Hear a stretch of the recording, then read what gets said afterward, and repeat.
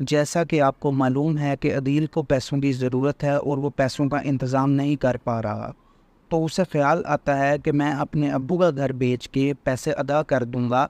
और जब वो घर वालों को धोखा दे के बोलता है कि मैंने घर की डील कर ली है ताकि आपको अच्छी जगह रिहाइश दे सकूं और मुस्तफ़ा और सिद्रा को उनका हिस्सा दे सकूं, क्योंकि मुस्तफ़ा के हालात ठीक नहीं हैं, तो अदील के अब्बू फ़ौरन मना कर देते हैं और अदील परेशान हो जाता है।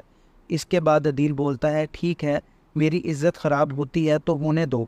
ये सुन के उसकी माँ फिर से एक दफ़ा लालच में आके बोल देती है कि इस घर पे मेरा भी हक़ है, तो मैं तुम्हें इजाज़त देती हूँ कि तुम घर बेच दो। वहाँ इंग्लैंड में रुबाब का बाप अदील के ख़िलाफ़ सारे सबूत रुबाब को दिखाता है, तो वो गुस्से में आके कहती है कि मैं पाकिस्तान जा रही हूँ, जो मैंने शुरू किया था अब उसे ख़त्म भी मैं करूँगी। इस पे उसका बाप बोलता है कि तुम्हें बहुत होशियारी से काम करना पड़ेगा, क्योंकि तुम्हारा वास्ता बहुत चालाक आदमी से हुआ है। दूसरी तरफ मुस्तफ़ा जी जान लगाकर पैसे कमाने की कोशिश कर रहा है और उसकी बनाई हुई गेम भी नहीं चल रही, तो वो बहुत परेशान है। और उसको शर्जीना के अब्बू की भी कॉल आती है, जो कि कहते हैं कि तुम मेरी बेटी का ख्याल नहीं रख रहे।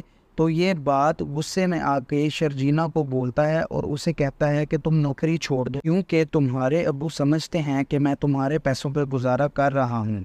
जिस पे शर्जीना उसे समझाती है और उससे गिला करती है कि तुम मुझे अब वक्त नहीं दे रहे हो।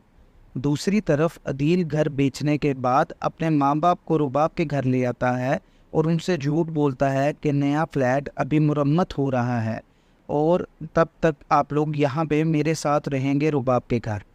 क्योंकि रुबाब को अदील की असलियत पता चल गई है, तो वो अदील को बगैर बताए पाकिस्तान आ जाती है और जब उसे अदील देखता है तो चौंक जाता है और उससे पूछता है कि तुम कैसे आ गई, तो वो जवाब में कहती है कि क्यों मुझे देख के परेशान हो गए हो, और उसके माँ बाप से भी सही तरीके से बात नहीं करती है।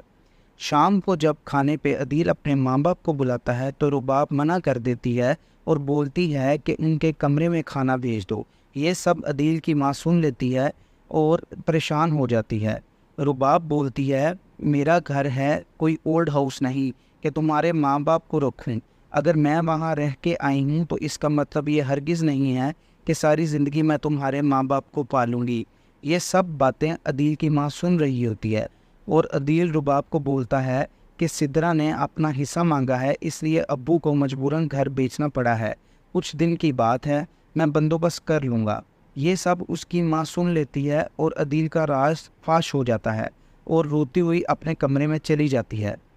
अगले दिन जब अदील पेट्रोल डलवाता है तो उसका कोई कार्ड नहीं चल रहा होता, तो वो कंपनी में जाके पूछता है तो उसको मालूम होता है कि रुबाब ने सारे कार्ड ब्लॉक कर दिए हैं।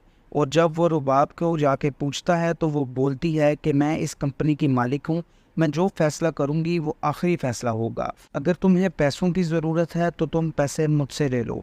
दूसरी तरफ मुस्तफ़ा शर्जीना से वादा करता है कि मैं वक्त पे वापस आ जाऊँगा डॉक्टर को चेक करवाने के लिए, लेकिन वो नहीं आता।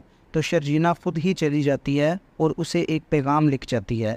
और जब मुस्तफ़ा घर आता है तो उसे दफ्तर से फिर कॉल आ जाती है, तो वो गुस्से में आकर बोलता है कि कुछ काम तुम लोग भी कर लिया करो, और बैठ के सोचने लग जाता है। इस एपिसोड में इतना ही। आगे क्या होगा वो जानने के लिए हमारे चैनल पे अगली वीडियो ज़रूर देखिएगा।